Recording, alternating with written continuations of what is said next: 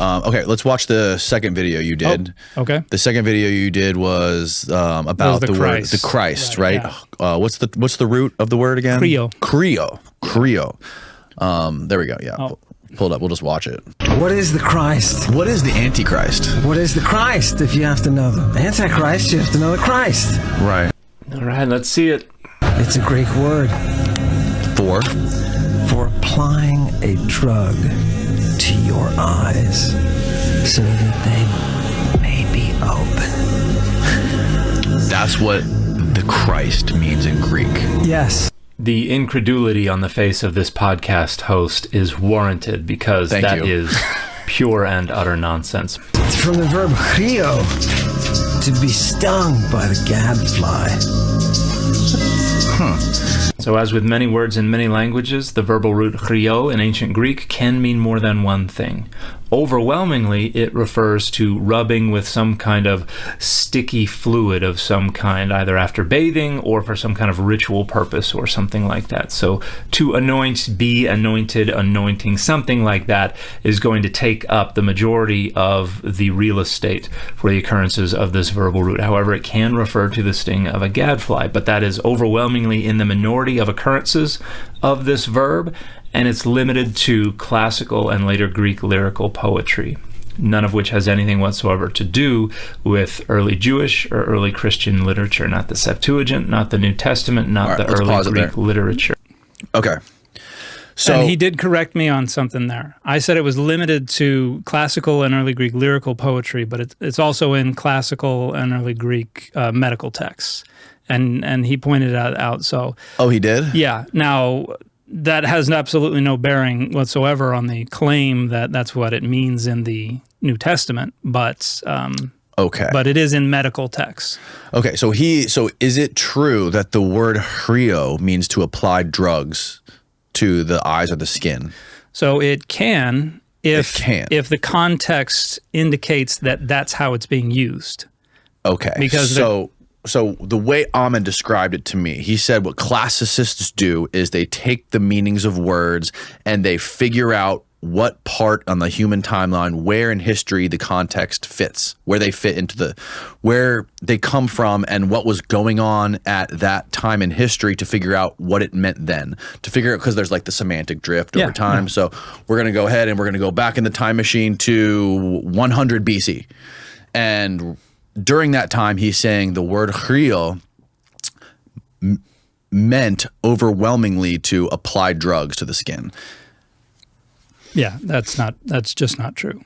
Like you can isolate certain texts where they're using it in that context to indicate that. Okay. But if you just gather all the occurrences of the word for a given time period, the majority are just going to be more generic about rubbing with something. Either you just got out of the bath and you rubbed some oil on you so you smelled good, or somebody who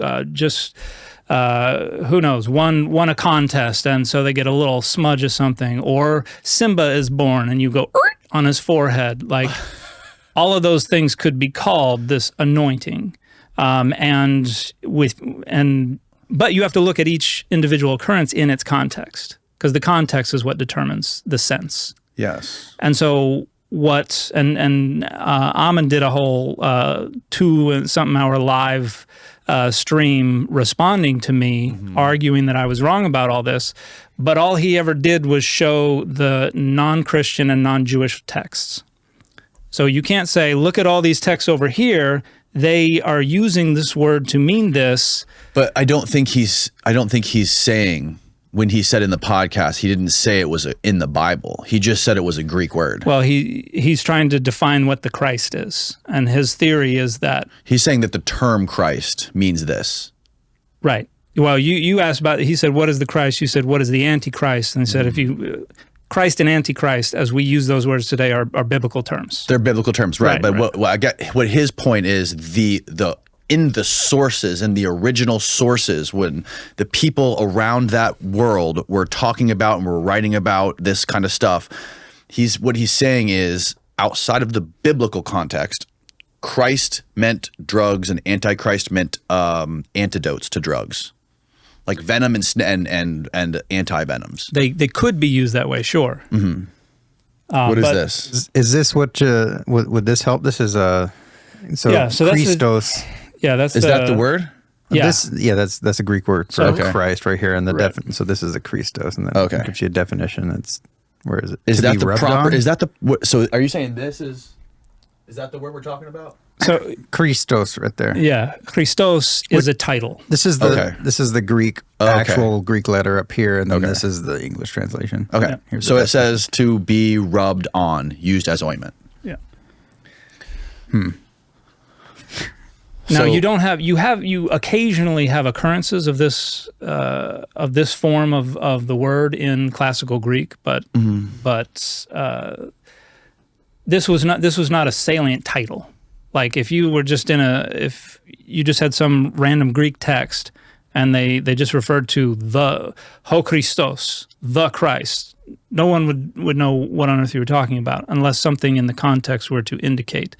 As a title, Christ and Antichrist are overwhelmingly for us today and in the ancient world are going to evoke Christianity and the New Testament, where the words are used very differently. They're never used to refer to, and this was something that I pointed out that. But this was before Christianity, Oh yeah, this was before Christianity. right? So there's the way it was used in the centuries prior to the development of the New Testament don't necessarily govern how they're allowed to use it in the New Testament. My whole point was that if you're talking about Jesus in the New Testament, if you're talking about the translation of this word in the Septuagint, because this occurs in the Septuagint, like Cyrus the Great is called my Christ in the Greek translation of Isaiah 45:1. And that is a translation of the Hebrew word Mashiach, which is that also long predates Christianity, that is used to refer to people who are anointed for certain purposes. They're consecrated, whether they are prophets, priests, or kings. So, Samuel anoints Saul and David to be king. So in that sense, they're anointed because they're given special authority, or prophets could be anointed. And Jesus is the anointed one because this tradition developed that primarily in the Greco-Roman period, that there was going to be some special figure who had special authority, who was going to be kind of a mediator between God and humanity, who was going to be known in some circles as the Anointed One. Now, there were a bunch of other titles as well, and when the Jesus tradition starts to arise, he kind of consolidates all these different titles, but the one that takes over, at least in the New Testament, is Christ. So how come when we type in this word here, it only pulls up this to be rubbed on and used as ointment? Because this is the generic sense, but then in different contexts, it can have more specific reference. So, like you could use the word anoint today. If somebody. If you hit somebody with something that was wet and knocked him out and they got all their face wet, you could say you anointed them, just to be funny. Like, Right. So the word has this kind of generic sense, but in that context, there's all that additional semantic content that's associated with the generic sense. Okay. And this gets into some complexities of how language works. Right. But Now, in his book, The Chemical Muse, he makes the case that during this time, that during this classical period, this classical era, that life was absolutely brutal and terrible. People were not dying from heart disease. People were not dying from old age. People were dying from hand-to-hand combat, plague, and famine. And he was making the case that medicine and drugs, which weren't distinguished, there wasn't really a difference, Right. were ubiquitous everywhere. People needed them just to heal from wounds, from battle, from everything, to get through the day, basically. And he was saying it wasn't drugs as we look at drugs today, right? We have the war on drugs. We have this schedule system of scheduling drugs depending on how bad they are, or what the crime is going to be, or how much jail time you're going to get. That did not exist. It was just they were viewed as medicines and ways for these people to get through life and to make life more bearable. So he's saying that because I think he's connecting the dots here. I think he's kind of using that was what his dissertation was about. And he's taking the meanings, like you look up the word for Christ and it means to apply an omen. He's connecting the dots there with drugs. And he also showed a passage from, what was it? Was it Euphrates? I saved it and I emailed it to you, but there's a passage he showed me. Is this it? Why do famous Greek authors okay, yeah, this was an example, right? So this was from what? This was from line 516 of Euripides of Hippolytus. Hippolytus. The Greek is very simple. So that's a sentence in Greek, and he's saying translated, it means what kind of drug is it? Is it a Christ or a potable? Potable means to drink it. Yeah. So is it topical? Or is it something you consume? Yeah. Right. So this is, anyways, my point, like this is his point of view. You can see where he's coming from. Yeah. And I don't disagree with the fact that they were using whatever they could find to get by. You know, doTERRA is around today because people want to use whatever they can find to try to cure what ails them. So, but to use that as an interpretive lens to try to entirely renegotiate what Christianity was, what Jesus was within early Christianity, is like at least be able to use evidence from those texts, because Euripides has no bearing whatsoever on how the author of the Gospel of Mark or how Paul were using the term Christ. If you go look in their text, they're not using it in a way that is amenable to these other medical texts. Like just the genre of text is different.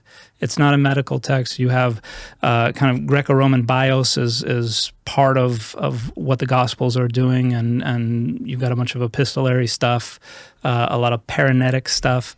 The context, the genre, the way the words are being used, I don't see any support in there for taking that understanding of the ancient world, which I agree is a valid one, and he knows a lot more than I do about medical texts in classical and early Greek literature. But the notion that just overrules everything in the New Testament, that my understanding is that is part of the argument that he's making, that Jesus was. There was some kind of purple stuff that Jesus was rubbing on everybody and everything. Yeah, that was part of in the Greek magical papyri. There was one of the first words that was translated from there was the word purple. Yeah, I think from one of the Herculaneum papyri that were charred scrolls. That they used the new technology to read. Yeah, right. A lot of people like the King James version of the Bible. I think it's a great literary artifact, but it is an awful translation of the Bible. And it's an awful translation. Yeah. Why is it awful? For a number of different reasons. Because they were using inferior manuscripts, because they were frequently being overly literal, and so they weren't. If they didn't have a clear understanding of what something meant in the source, they would frequently just render it literally, translate it as literal as they could, follow the same word order and everything like that. And sometimes it's just nonsensical. Like we have passages in the King James Version that are semantically meaningless because they just punted. They were like, just render it literally. And right. But an example of why it's also outdated.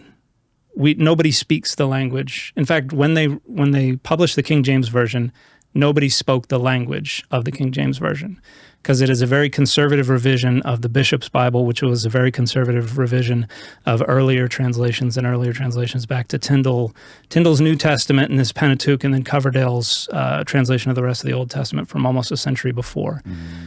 And so the language is almost a century out of date on the day it was published. And now it's more than 400 years further out of date. But a good example is the Epistle of Jude in the New Testament, verse 22. It says, "Of some have compassion, making a difference." And I've seen sermons preached on this where people say, have compassion on people. It makes a difference in their lives. It has a positive impact. It has a positive influence.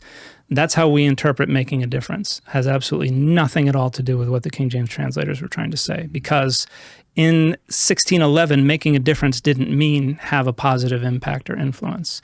It meant to distinguish one thing from another. So what they were trying to say was, of some have compassion, but be discerning.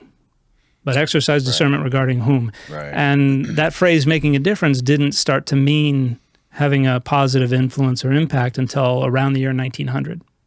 So our experience of the language of the King James Version is different from the experiences of the translators. So, and there are a bunch of different ways that we misunderstand the King James Version. But even that's an example of how we can be far enough away from the source culture that we don't even need a translation. The same language that we are speaking, we're too far away from the source culture to understand it. Right. So when you're talking about a translation from one language to another, it's Isn't it so funny that we can be so far in the future and still be arguing about what the hell they're talking about?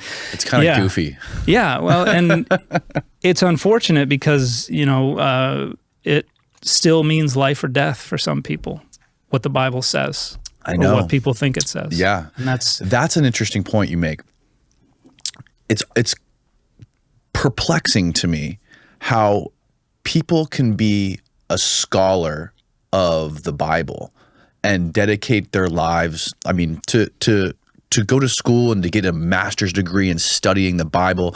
It's a science, right? Any endeavor you take, any sort of discipline that you dedicate your life or your education to, it's a science. You're trying to figure out the truth about something.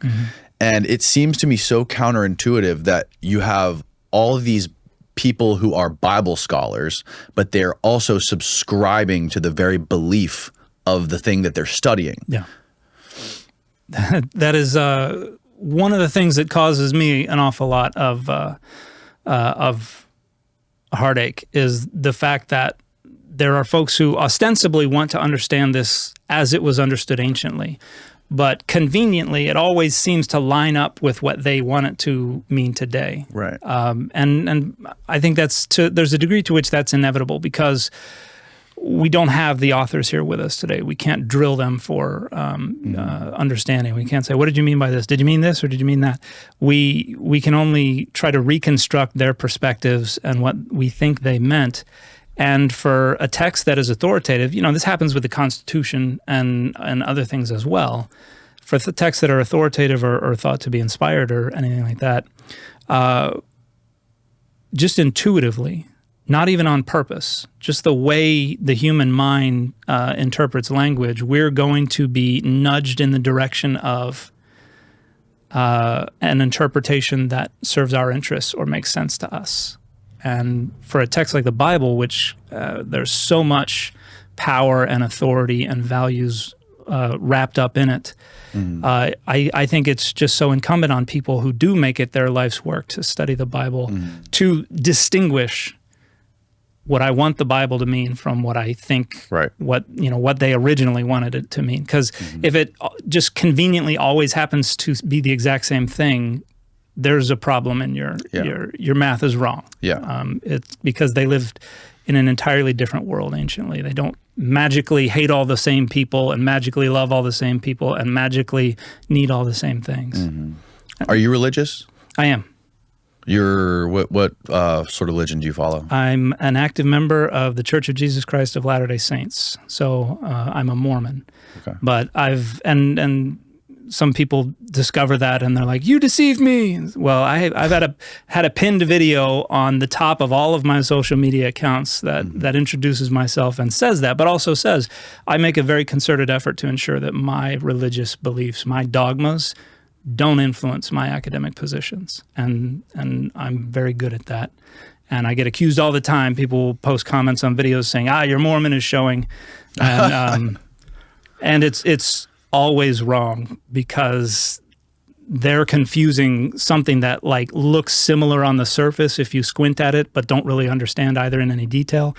My positions that I share on social media are just strictly scholarly and are not aligned with my religious beliefs. Where are your biases? My biases, the biggest one I have is something that I also state in my intro videos, is that all other things being equal, I'm going to give the benefit of the doubt to the less powerful group. So if it's between a privileged group and an underprivileged group, and it's a wash, it's a toss-up, it's 50-50. I'm going to side with the less powerful group. And I'm a specialist in the cognitive science of religion. That was part of my doctoral dissertation. And so I study why people believe what they believe, how they think about it, how they talk about it, why they talk about it the way they do. And so a lot of my work also includes commentary about this is why this is going on. This is why people are interpreting the Bible the way they are. These are the kind of the intuitive nudges that they're getting to that's leading them in the direction of interpreting it that way. And so a lot of people accuse me of trying to read minds. And it's like, no, I just read a lot of research about why people believe the way they do. So the development of the Hebrew Bible is pretty complex, but in short, there were a lot of traditions, a lot of poetry, some legal texts that began to be written down between around 800 BCE and down to around 300 BCE. And as they're being written, they're being collected, they're being redacted and edited, and they're coming together into this corpus of texts. Now, most scholars these days would probably say that it's not until around the middle of the 2nd century BCE, around the rise of the Hasmonean kingdom. So this is the Maccabees. This is the story of the rededication of the temple that Hanukkah is based on. But before that time, there were a lot of Jewish folks who weren't speaking Hebrew anymore.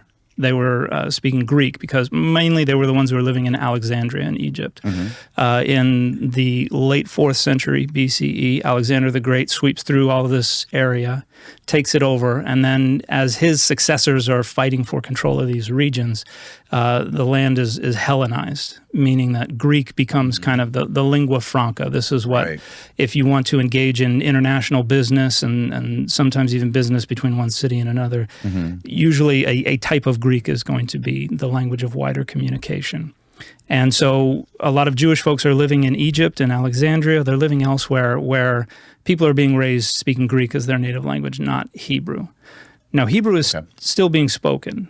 So it wasn't a dead language. It wasn't a dead language. That I don't know where on earth that idea comes from, because we have letters and inscriptions and things in Hebrew all the way down past the life of Christ. Yeah, what does that even mean, a dead language? How can a language be dead? What does that mean? So if people are growing up learning a language as their first language, and then they're out there using it in public discourse, the language evolves. So you get new words are brought in, old words change their meaning, you get changes. Semantic drift, right? That's one of the things that can happen. Yeah. There's a lot of stuff that can happen, but once a language is no longer being learned as a first language and is not being used in public discourse, when it's limited only to texts or rituals or things like that, then you don't have that continued change and evolution. And at that point, they tend to refer to a language that it's frozen, it's not changing at all. They will usually refer to that as a dead language. Okay, I get it. So like Latin, for instance, nobody learns Latin as their first language. There are people who can speak it fairly fluently, but it's limited to usually liturgical things and rituals and things like that. So we're not building the Latin vocabulary. The syntax is not changing. You don't have old guys going, in my day, we use that Latin word to mean this, and the kids these days, they're... Understood. You don't have that kind of thing. So they used to think that Hebrew was more or less a dead language by the time of Jesus, and that most everybody spoke Aramaic, but there's a growing contingent. I would say it's probably, if not about 50% of scholars, probably even more than that, think that Greek? Hebrew was still quite Hebrew. active. Okay. Yeah. Now most people think Jesus probably spoke some degree of Greek. I think it was probably some marketplace Greek. Like the way that I can speak modern Greek. I can't hold a conversation. I can't argue with somebody in Greek, but I can find my way to the restaurant or I can buy or sell what I need. So that was, and Sepphoris was right over the hill from Nazareth. So if he was doing any work for people who were living in Sepphoris or something like that, growing up as a Mason or whatever he was, then he probably would have picked up some Greek. But there's debate about the degree to which Hebrew was a living language around the time of Jesus. But I think most scholars would say it was probably still a living language, although Aramaic, and Greek were the more common languages of wider communication. Now, when the Septuagint was translated, Hebrew was very much still a living language. That was probably around 250 to 100 BCE. You have the process of translating the Septuagint. There's an old tradition from a text that scholars usually call Pseudo-Aristeas about the king in Egypt wanting translations of all the laws of the world. And so he sends some people to Jerusalem, and they bring back 72 elders, 6 from all the 12 tribes of Israel, and they are locked up in towers, and they each translate the entire Torah into Greek, and they all come together at the end, and miraculously all 72 translations match word for word. And so that's the legend about the translation of the Septuagint. The reality is that the books were translated by different people over the course of a few centuries, and there were some versions that were probably more popular than others. And by around the turn of the era, so the end of the 1st century BCE, beginning of the 1st century CE, around the birth of Jesus, there was probably a set of kind of more or less standard translations of the Hebrew Bible into Greek. And one of the reasons that we know that this is a translation is because, for instance, the Torah, the Pentateuch, the first 5 books of Moses, each of the books has a different translation profile. Like, some of the books are more literal, some of the books are less literal. Some have certain habits that they do in translating certain Hebrew things, others have other habits. And so when you look at all 5 of them together, there's no way this is an original composition. It has to be a translation. And You're talking about the Septuagint. Septuagint, the ancient Greek translation. When we look at the Hebrew, there is some distinctiveness from book to book, but as we kind of drill down to the foundation of this distinctiveness, what we get is the different source texts, the different sources for these traditions. So Genesis was probably composed separately from Exodus. Deuteronomy was composed separately. We have what's called the priestly source, which is adding layers to several of the books of the Pentateuch. The Holiness Code is an even later portion of the priestly source that is responsible for things in Leviticus and things like that. So. But there's a consistency that is related to the type of Hebrew that we see being used outside of the Bible. So in the inscriptions, in the letters, the Dead Sea Scrolls, there were a lot of biblical texts, but there were a lot of other texts that were discovered there as well that aren't part of the Bible, part of other apocryphal, pseudepigraphical books, but other things that were unique to that community that was living in Qumran. And there's nothing in there. Well, so we have Hebrew, some Aramaic, and some Greek texts that were discovered among the Dead Sea Scrolls. And there's nothing in the Hebrew of the Dead Sea Scrolls that indicates it's being translated from Greek. All of the data point in the other direction, that it's going from Hebrew to Greek. And in one of the videos, I pointed out that, for instance, you have these idioms that exist in Hebrew that don't exist in Greek, not classical Greek, not the Koine. Can you explain what an idiom is? An idiom is something where, like, it doesn't, the semantic content of a given set of words isn't the sum of the whole. Like a butterfly? Well, that's a single word, but a common one you hear these days is, in 1,000 years, they won't know the difference between a butt dial and a booty call. Right. Because butt and booty are synonyms, dial, call are kind of synonyms. It doesn't exactly work, but those are things where you combine words in a way that has a specific kind of semantic impact that you might not be able to decipher just from looking at the words themselves. Got it. Okay. And so in the thesis I wrote at Oxford, I was looking at Exodus 24:10, and this is the story of Moses goes up Sinai with all of the elders, and it says, "Vayeru et Elohei Israel," and they saw the God of Israel. And the text goes on to say there was like a sapphire paving under his feet, and they sat down and they ate there. In the Greek, it doesn't say that. It says they saw the place where the God of Israel stood, but it's. So you're saying there's way more detail in the Hebrew? Well, no. The point here is that there's a difference between what the Hebrew's saying and what the Greek's saying, but the Greek is not phrased how you would normally phrase that in Greek. So it actually says they saw the place which God stood there. And so the which and the there are an odd way that's not natural Greek, but it exactly matches something called a resumptive pronoun that is used in Hebrew, where you would say stood asher for which, amad, he stood, sham, there. And so what it shows is that the Greek translator is translating very literally, so much so that it doesn't make a ton of sense in Greek, but if you know Hebrew, you could be like, oh, I see, it's doing this Hebrew thing. Interesting. And so there's, I'm trying to think of some English examples of like translationese where something's, well, I guess just saying they saw the place which he stood there. That doesn't make a lot of sense in English. But a Hebrew speaker would be able to see, oh, I see what you're doing. That's something that we do in Hebrew with this resumptive pronoun and adverb.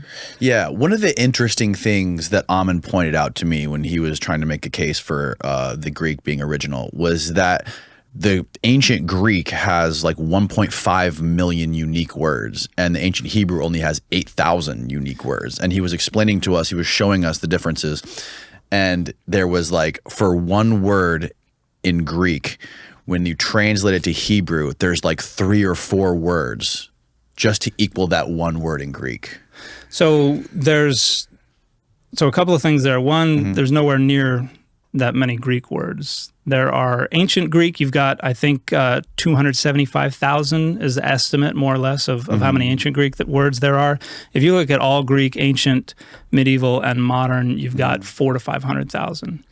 And what's that lexicon website where we can actually look it up? Thesaurus Linguae Graeca. Yeah. Okay. TLG. Can you find the TLG and is there a way you can just search for unique words in a certain language and it'll tell you? You have to have an account, I think, to do the most robust kind of search with that. Oh, do you? But I think you should be able to do some pretty basic stuff. Okay. See what you can find, Stephen. Okay. Anyways, you can keep going. And then there are 79,945 words in Hebrew in the Hebrew Bible alone. So 79,000? 79,000, yeah. So I think he may have heard 80,000 somewhere. Oh, 8. He said 8. Yeah, I think he may have mistook 80 for 8 because the Hebrew Bible itself, which is not all of ancient Hebrew, like there was a lot of Hebrew writing and speaking outside the Hebrew Bible, but the Hebrew Bible itself has 80,000 different words in it. But when it comes to translation, there are a lot of different ways that between one language and another, one word may need a whole phrase in another language. Yes. But at the same time, in that language, there may be another word that needs 2 or 3 words in the other language. It's just it's just wild. Like, it's bizarre that let's just say what you're saying is true, and it's 80,000 in Hebrew and it's only 250,000 in Greek. The fact that you need 4 like multiple Hebrew words to match one Greek word is like pretty wild. I think more frequently you need more Greek words. Greek uses articles a lot more frequently. Like you don't just say Jesus in Greek, you say the Jesus. So if you were just speaking in Hebrew or Aramaic, you would just say Yeshu or something like that, and you wouldn't have to use the article. And Greek is a much more systematic language than Hebrew.